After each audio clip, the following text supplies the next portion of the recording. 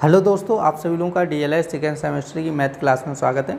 देखिए, इस क्लास में आप लोग राजहंस सीरीज को पढ़ने वाले हैं और ये देखिए राजहंस सीरीज की आपकी 13वीं क्लास है। इससे पहले आपकी 12 क्लासें हो चुकी हैं और जिन लोगों ने नहीं देखी वो लोग यूट्यूब पर प्लेलिस्ट में जाकर देख सकते हैं। और देखिए, क्लास को स्टार्ट करने से पहले जिन लोगों ने अभी तक चैनल को सब्सक्राइब नहीं किया, कृपया आप लोग चैनल को सब्सक्राइब कर लें और देखिए ज़्यादा से ज़्यादा शेयर कीजिए जिससे कि ज़्यादा से ज़्यादा लोग जुड़ सकें। तो ज़्यादा टाइम ना वेस्ट करते हुए देखते हैं आज की क्लास का फर्स्ट क्वेश्चन। देखिए, आज की क्लास का पहला क्वेश्चन कह रहे हैं कि 3 परमेय संख्याओं कह रहे हैं, देखो आपका माइनस लगा है वो उधर कह रहे हैं तो माइनस का 5/9 और कह रहा है -7/12 और कह रहे 11/18 को जोड़िए। तो ये क्वेश्चन नंबर 29 कह रहे हैं कि माइनस का 5/9 और -7/12 और कह रहा है प्लस का 11/18 को जोड़ना है। तो देखो सबसे पहले हम लोग क्या करें, 9, 12 और 18 क्या लेना पड़ेगा, एलसीएम लेना पड़ेगा। ठीक है, यदि डायरेक्ट नहीं आ रहा है तो ऐसे करके निकालो। देखो 9 रहेगा और यहाँ पे 6 बार, यहाँ पे 9 बार, फिर 2 से डिवाइड करो 9 और 3, फिर यहाँ पे 9 आ जाएगा, फिर 3 से जाएगा 3 और 1 3 हो जाए, फिर 3 से जाएगा 1 1 1। अब गुणा करो, 2 दूनी 4, 4 तिया 12, 12 तिया 36 हो जाएगा। ठीक है, तो इसका एलसीएम कितना हो जाएगा, 36 हो जाएगा। अब देखो 9 का डिवाइड करो 36 में कितनी बार जाएगा, 4 बार जाएगा, तो 4 का गुणा करेंगे तो माइनस का 20 हो जाएगा। -12 का डिवाइड करेंगे 3 बार जाएगा, 3 का गुणा करेंगे 21 हो जाएगा, प्लस 18 दूनी 36, 11 दूनी 22 हो जाएगा। ठीक है, अब देखो यहाँ पर क्या करना है, 1 और 2 कितना हो जाएगा, माइनस का 4 हो जाएगा और प्लस का 22 बटे कितना हो जाएगा, 36 हो जाएगा। अब देखो यहाँ पे आपको घटाना होगा, 41 में से 22 घटाओ पहले तो। अब देखो 1 में से जाएगा नहीं, 11 में से गया तो 9 बचेगा और यहाँ पे 19 हो जाएगा। कितना बचेगा, माइनस का 19 बटे कितना हो जाएगा, 36 हो जाएगा। ठीक है, तो इसका आंसर हो जाएगा 19/36, माइनस का 19/36। देखिए नेक्स्ट क्वेश्चन कह रहा है -3/2 गुणे 4/5 कह रहा है प्लस 9/5 गुणे कह रहा है -10/3 -1/2 गुणे 3/4 कह रहा है। तो देखो 30 नंबर क्वेश्चन कह रहा है आपका माइनस का 3/2 गुणे 4/5 प्लस कह रहा है देखो 9/5 और प्लस का कितना गुणा कह रहा है, गुणा माइनस का 10/3 कह रहा है, माइनस देखो 1/2 गुणे 3/4 कह रहा है। ठीक है, तो अब देखो इसमें जो वैल्यू कट रही है, संख्या कट रही है तो उसको काटो, 2 से 4 में जाएगा 2 बार, यहाँ से 3 त्रिका 9 और 5 दूनी 10 हो जाएगा। ठीक है, तो इसका क्या बनेगा, देखो इसका बनेगा माइनस का 6/5 और प्लस का 3 दूनी 6, तो ये बन जाएगा माइनस का 6 और माइनस का देखो इसका बनेगा 3/4 दूनी 8 हो जाएगा। ठीक है, तो अब देखो इसको सॉल्व करो, -6/5 और -6 -3/8, तो इसके नीचे मान लो 1, तो इसका एलसीएम कितना हो जाएगा, 40 हो जाएगा। कितना हो जाएगा, एलसीएम 40 हो जाएगा। अब 5 का भाग करो कितनी बार जाएगा, 8 बार जाएगा, तो 8 का गुणा करो, 8 गुणे 6 करेंगे कितना, 48 हो जाएगा। अब देखो 1 का करेंगे तो 40 में तो 40 बार जाएगा और 40 गुणे 6 कर लो, 40 गुणे 6 करेंगे 6 चौक 24, 240 हो जाएगा। ठीक है, तो 8 का डिवाइड करो, इसमें 8 का 40 करो तो 5 बार, 5 तिया 15 हो जाएगा। अब इन सबको जोड़ना है, देखो माइनस का 48 और माइनस का 240 को जोड़ना है और माइनस का 15 जोड़ना है। तो देखो यहाँ से ध्यान रखना है, सारे के सारे 8 5 13 हो जाएगा, 4 4 8 और 1 9 और 1 10 की जोड़ 303 हो जाएगा। तो ये बन जाएगा माइनस का देखो 303/40 हो जाएगा। कितना हो जाएगा, माइनस का 303/40 हो जाएगा। देखिए नेक्स्ट क्वेश्चन क्या कह रहे हैं कि भाग कीजिए, कह रहे हैं 7/11 का कह रहे हैं 5/4 से भाग करना है। तो 31 का जो फर्स्ट दिया गया आपका कह रहा है 7/11 का भाग करना है आपको 5/4 से। तो आप लोग ध्यान रखना है, देखो संख्या को पलट दो पीछे वाली तो ये गुणा बन जाएगा, तो 7/11 गुणे 4/5 हो जाए। देखो कटेगा नहीं, कटेगा तो गुणा करो सीधा 28 और ये 55 हो जाएगा, तो इसका आंसर हो जाएगा 28/55 हो जाएगा। ठीक है, अब देखो इसका सेकेंड पार्ट क्या कह रहा है, माइनस का 9/13 और यहाँ पे भाग का चिन्ह लगाना है। देखो चलो देखो इसको हम दूसरे कलर से लिखे दे रहे हैं, आपको समझ में आ जाएगा।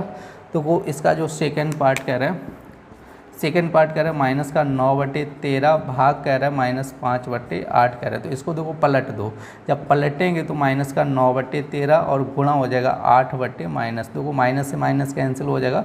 अब 9 गुणे 8 करोगे तो कितना है 72 और 13 गुणे 5 करोगे तो 65 हो जाएगा। ठीक है, तो 72 कितना है 65 हो जाएगा। अब देखते हैं इसका जो थर्ड पार्ट दिए गए वो, अब देखो थर्ड पार्ट क्या दिए गए इसका, तो थर्ड पार्ट आपका कह रहा है -19/5 भाग करना है माइनस का 95/3 करना है। ठीक है, कितना करना है, माइनस का 95/3 करना है। अब देखो इसको पलट दो तो ये हो जाएगा आपका 19/5 और गुणा हो जाएगा आपका 3/-95, ठीक है। तो ये कैंसिल हो जाएगा, तो 19 से डिवाइड करें तो ये 5 बार कटेगा, ठीक है। तो इसका गुणा करो, देखो ऊपर कुछ भी नहीं बचा, ओनली 3 बचा। अब नीचे 5 × 5 कितना हो जाएगा, 25 हो जाएगा। तो इसका आंसर हो जाएगा 3/25 हो जाएगा। तो देखिए अब हम लोग देखते हैं इसका चौथा पार्ट। तो देखो चौथा पार्ट क्या कह रहा है, 7/18 भाग कह रहा है 4/-9 हो जाएगा। अब देखो इसको पलट दो, गुणा में बन जाएगा, 7/18 गुणा हो जाएगा -9/4। देखो 9 से कटेगा, 9 दूनी 18, तो ये ऊपर क्या बचेगा, देखो -7 और 4 दूनी 8, तो इसका आंसर हो जाएगा -7/8। देखिए नेक्स्ट क्वेश्चन कह रहा है कि x + 4y का whole cube minus x - 4y का होल क्यूब। यहाँ पर ये देखें 32 नंबर क्वेश्चन आपका कह रहा है, तो x - 4y का होल क्यूब और माइनस कह रहा है, देखो यहाँ पे प्लस कह रहा है, यहाँ पे माइनस कह रहा है 4y का होल क्यूब।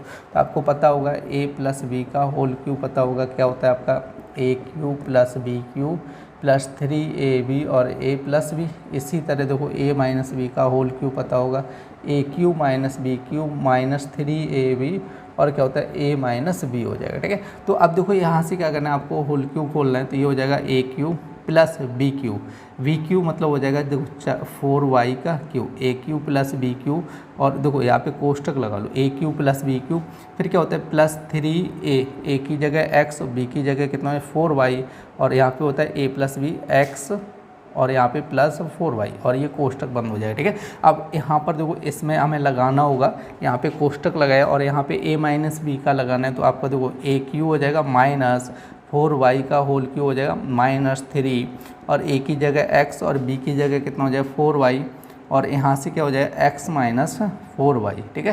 तो ये आपका बंद हो जाएगा कोष्टक।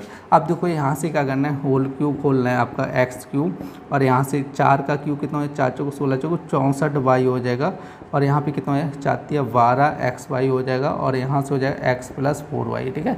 अभी देखो अंदर गुणा करेंगे पहले, अब देखो इसमें करना है तो ये हो जाएगा x³ और माइनस का 64y³ हो जाएगा और 4 × 12 xy हो जाएगा और x - 4y हो जाएगा, ठीक है। तो अब देखो यहाँ से क्या होगा, देखो एक स्टेप और करना पड़ेगा, x³ और ये हो जाएगा 64y y³ और हो जाएगा यहाँ पर y³ और इसका अंदर गुणा करो, जब 12 का इसमें करेंगे तो ये हो जाएगा 12x² और इसमें जब करेंगे तो ये हो जाएगा 12 × 4 कितना है 48xy², ठीक है। तो ये बन जाएगा कोष्टक बंद, माइनस चिन्ह लगाना है। अब इसी तरह यहाँ पे x³ - 64y³, अब x में करेंगे तो ये माइनस का 12x²y, अब माइनस माइनस क्या हो जाए प्लस 12 × 4 48 हो जाएगा xy², ठीक है। अब हम लोग क्या करेंगे, ये कोष्टक हटाएंगे, माइनस का अंदर गुणा करेंगे तो ये बन जाएगा, देखो यहाँ से कोष्टक हटा दो, ये बनेगा x³ + 64y³ और प्लस का हो जाएगा 12x²y और प्लस का क्या बनेगा 48xy², ठीक है। तो अब देखो ये बन जाएगा माइनस का x³ प्लस का 64y³ और प्लस का 12x² और ये माइनस का 48xy², ठीक है। तो अब देख लो प्लस माइनस की वैल्यू x³ से x³ कैंसिल हो जाएगा और देखो ये 64 वाला तो ये कैंसिल नहीं होगा, ठीक है। अब देखो यहाँ से आपका ये 12x² ये भी कैंसिल नहीं, 48 वाला ये कैंसिल हो जाएगा प्लस माइनस, ठीक है। तो देखो यहाँ पे क्या बनेगा 64 और ये 64 4 4 8 हो जाएगा और 6 6 12 128y³ बन जाएगा, ठीक है। तो इसको 12 और 12 कितना हो जाएगा 24x²y, ठीक है। तो ये हो जाएगा इस क्वेश्चन का आंसर। देखो यहाँ पे q होगा, थोड़ा ध्यान रखना है। देखिए नेक्स्ट क्वेश्चन क्या कह रहा है, x³ + 8y³ का मान ज्ञात कीजिए। यदि कह रहा है x + y = 8 और कह रहा है x × y = कितना कह रहा है 6, तो आपसे कह रहा है देखो x + 2y = कितना कह रहा है 8 और xy = कितना कह रहा है 6। तो हम लोग क्या करेंगे, देखो x + 2y का होल क्यूब खोलेंगे। अब देखो x + 2y का होल क्यूब क्या होता है a³ + b³ 2y³ प्लस क्या हो जाएगा 3 और a और ये हो जाएगा v और यहाँ से हो जाएगा a + b हो जाएगा, ठीक है। तो आप लोग ध्यान रखना है, देखो इसका बनेगा x³ और ये हो जाएगा 2 का क्यूब 8y³ और यहाँ पे हो जाएगा 3 × 6 xy और ये हो जाएगा x + 2y। तो अब आप लोग समझो, हमसे वैल्यू इसकी पूछ रहे हैं, तो ये देखो वैल्यू वही रखी है, देखो ये चीज़ सेम है, हमें इसका मान निकालना है। तो ये पूरी वैल्यू उठा के इधर पहुँचा दो, तो ये बन जाएगा देखो x³ + 8y³ बराबर ये हो जाएगा x + 2y का होल क्यूब माइनस 6xy और ये x प्लस 2y बन जाएगा। ठीक है, तो अब देखो इसका मान पता है x प्लस 2y कितना है 8 है, तो ये हो जाएगा 8 का cube minus 6 x into y का मान पता है कितना हो जाएगा 6 और इसका मान पता है कितना हो जाएगा 8 हो जाएगा। ठीक है, तो आप लोग ध्यान रखना है। तो 8 का क्यूब कितना होता है आपका 512 हो जाएगा, 6 गुणा 6 कितना हो जाएगा आपका 36 हो जाएगा, 36 गुणा 8 करोगे तो ये बन जाएगा 288, क्योंकि 8 गुणा 6 48 हो जाएगा 4 और 8 गुणा 3 24 और 4 कितना है 28, तो ये माइनस का बन जाएगा 288 और ये 512 में से जैसे घटन है 512 में 288 घटन है, तो आपको 12 में से जाएगा 4 और यहाँ बचेगा 0, 10 में से गया 2 और यहाँ पे बचेगा 2, 224 बचेगा। ठीक है, तो इसका आंसर हो जाएगा 224 आंसर हो जाएगा इस क्वेश्चन। देखिए नेक्स्ट क्वेश्चन कह रहे हैं निम्नलिखित निकाय को विलोपन विधि द्वारा ज्ञात कीजिएगा। तो देखो आपके समीकरण दिए, एक तो कह रहे हैं 2x प्लस वाई बराबर कितना कह रहा है 8 और कह रहे हैं 2x माइनस वाई बराबर कितना कह रहे हैं 4, तो इसको मान लो 1 और इसको मान लो 2।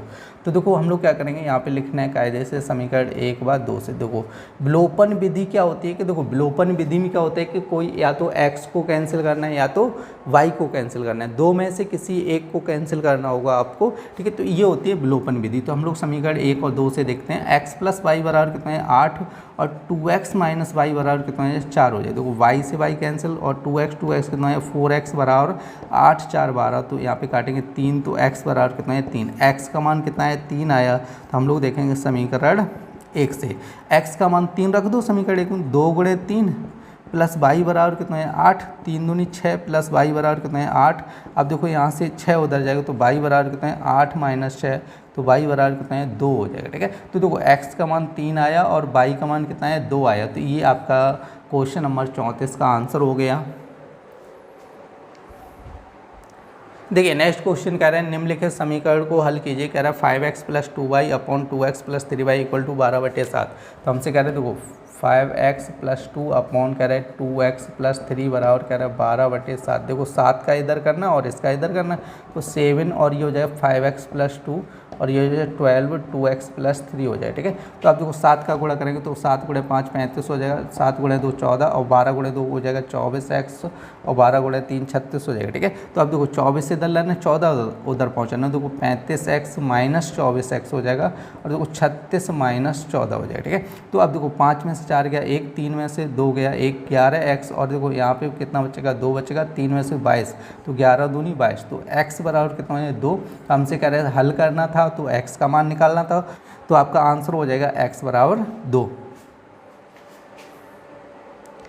देखिए नेक्स्ट क्वेश्चन क्या कह रहा है कि आपका समीकरण दिया गया आपका को हल करना है। तो आप समीकरण क्या दिया गया आपका x प्लस 7 अपॉन करें 3x प्लस आपका 16 इक्वल टू 4/7। तो 7 का इधर और इसका इधर करना है, तो ये हो जाए 7x प्लस 7 और इक्वल टू 4 आपका 3x प्लस 16 हो जाएगा।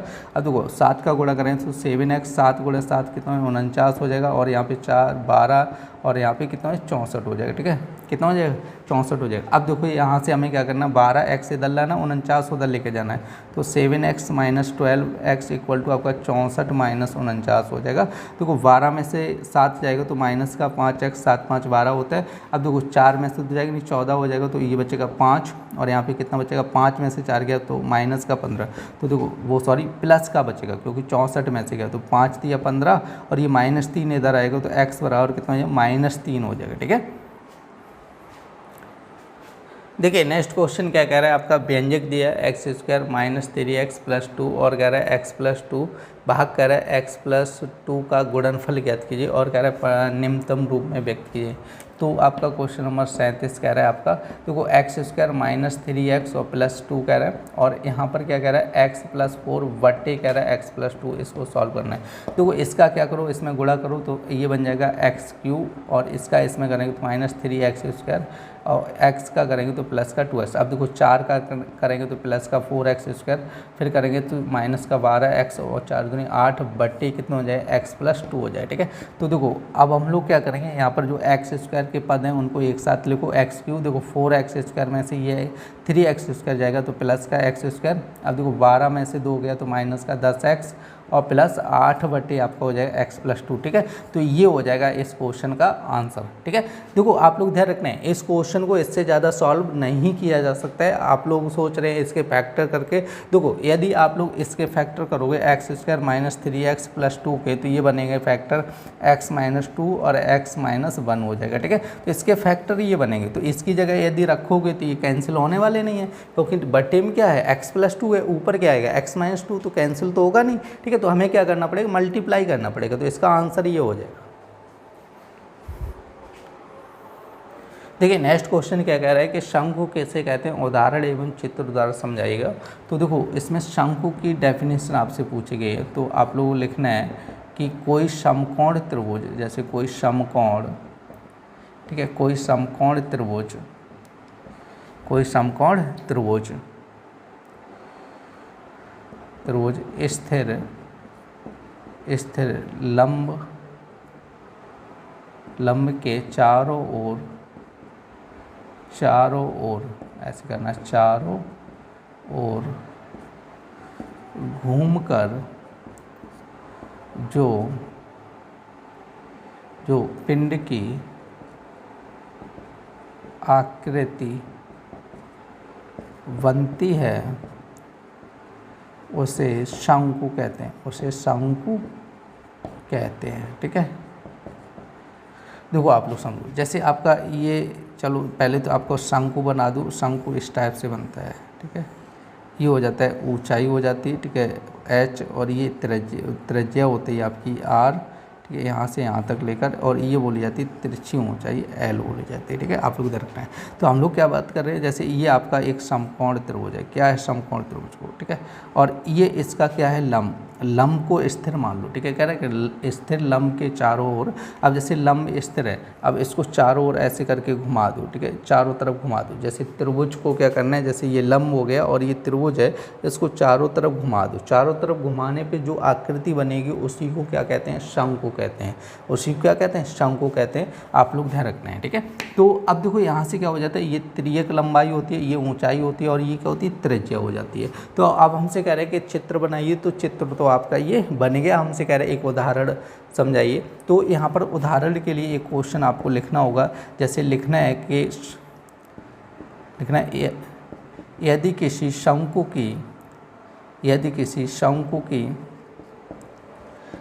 की ऊंचाई 14 सेंटीमीटर तथा त्रिज्या, ऊंचाई 14 सेंटीमीटर तथा त्रिज्या 21 सेंटीमीटर हो, तो शंकु का आयतन ज्ञात कीजिए। ठीक, क्या पूछा गया, आयतन ज्ञात कीजिए। तो ये हो गया इसका उदाहरण। अब देखो आप लोग ध्यान रखना है, जब तक फॉर्मूला नहीं पता होगा तब तक आप लोग क्वेश्चन को सॉल्व नहीं कर सकते। शंकु का आयतन बराबर क्या होता है, शंकु का आयतन बराबर आपको हो जाएगा पाई आर स्क्वायर एच, वो sorry 1/3 pi r square h. तो 1/3 पाई का मान 22/7, आर स्क्वायर, आर का मान कितना है आपका 21 × 21 हो जाएगा, ठीक है। तो एच का मान कितना है आपका 14 सेंटीमीटर है। तो देखो यहाँ पे 7 या 21 से ये पूरा कैंसिल हो जाएगा, ठीक है। तो 21 से ये पूरा कैंसिल हो जाएगा। अब हमें क्या करना है, 22 × 21 × 14 कर लेना, ठीक है। तो आपको इसका जब मल्टीप्लाई करेंगे और जो वैल्यू आएगी वही आपका क्या हो जाएगा, आंसर हो जाएगा, ठीक है। तो ये था क्वेश्चन नंबर 38। तो आप लोग इस क्वेश्चन को नोट कर लें।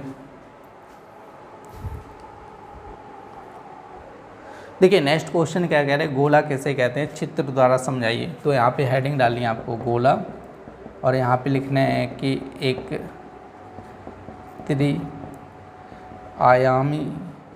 त्रिआयामी वस्तु जिसका आकार गोल हो,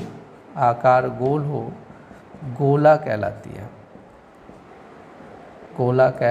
है, ठीक है। त्रिआयामी, देखो त्रिआयामी वस्तु की बात कर रहे हैं। त्रिआयामी मतलब होता है कि जिसमें 3 भुजाएं होनी चाहिए, ठीक है। कि कितनी भुजाएं होनी चाहिए, 3 भुजाएं, ठीक है। तो हमसे कह रहे हैं देखो चित्र द्वारा समझाइए। तो आप लोग देखो चित्र बना लो। देखो इसमें गोला का चित्र तो नहीं बना सकते हम लोग, एक वृत्त का चित्र बना रहे हैं, आप लोग ध्यान रखना है। और इस यहाँ से यहाँ तक इसकी मान लीजिए ये क्या है, इसकी त्रिज्या है, ठीक है।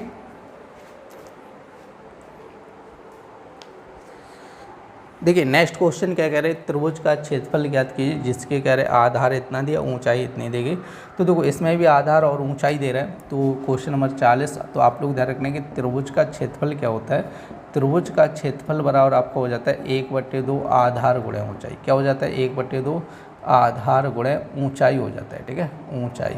तो आपका देखो फर्स्ट पार्ट क्या दिया गया, क्षेत्रफल पूछा गया, तो यहाँ पे लिखना है त्रिभुज का क्षेत्रफल बराबर, डायरेक्ट कर लो आप लोग, त्रिभुज का क्षेत्रफल बराबर कितना हो जाएगा आपका, देखो 1/2 आधार कितना दिया 24 और ऊंचाई कितनी दी 15, तो इसको काटेंगे तो 12 हो जाएगा। कितना ये 12, तो 12 गुणे 15 करना है तो 15 दूनी 30, 3 हो जाएगा, और 15 1 15 3 18, तो इसका आंसर हो जाएगा 180। अब देखो इसी तरह इसका सेकेंड पार्ट करना है, यहाँ पे लिखना है त्रिभुज का क्षेत्रफल बराबर कितना हो जाएगा, त्रिभुज का क्षेत्रफल 1/2 आधार, तो आधार कितना है 4 और ऊंचाई कितनी 2, 2 से 2 कैंसिल होगा, तो इसका आंसर हो जाएगा 4 सेंटीमीटर, वो सॉरी मीटर हो जाएगा। देखिए नेक्स्ट क्वेश्चन कह रहा है आयत किसे कहते हैं, आयत को उदाहरण से समझाइए। देखो आपका उदाहरण तो दिया गया, तो सबसे पहले हम लोग आयत की डेफिनेशन देखते हैं। और ये देखिए आयत की डेफिनेशन कई बार आपको बता चुका हूँ, ठीक है, जिसकी, तो यहाँ पे लिखने जैसे जिसकी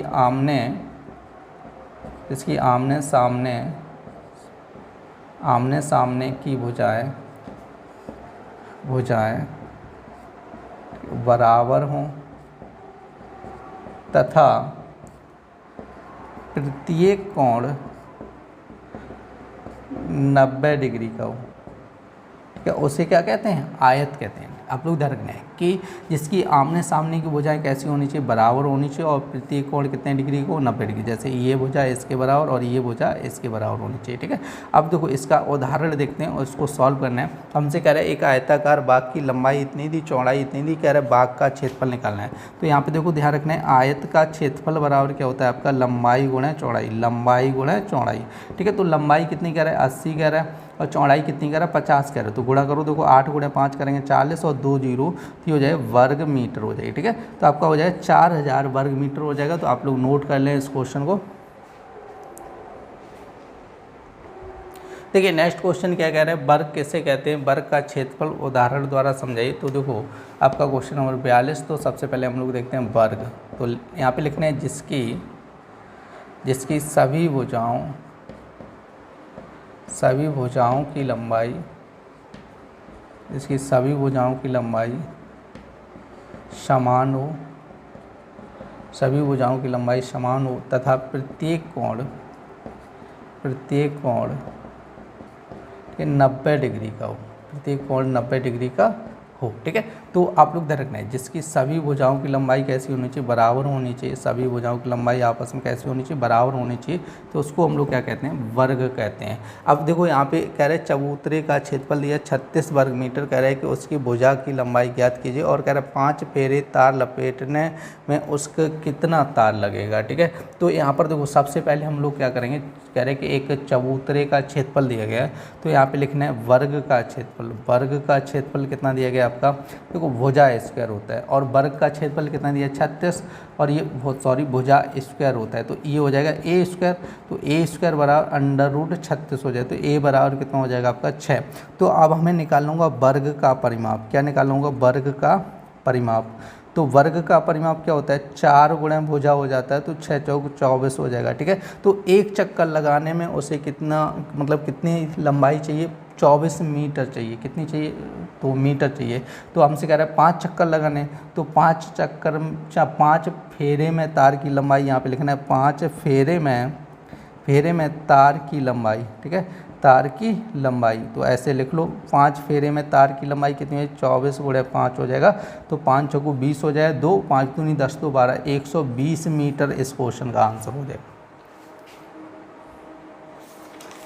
देखिए ये राजन सीरीज की आपकी 13वीं क्लास थी। उम्मीद करते हैं आप लोगों को क्लास पसंद आई होगी। यदि क्लास पसंद आई तो कृपया लाइक करें, और देखिए ज़्यादा से ज़्यादा शेयर कीजिए जिससे कि ज़्यादा से ज़्यादा लोग जुड़ सकें। फिर मिलते हैं ऐसी नेक्स्ट क्लास में, तब तक के लिए धन्यवाद।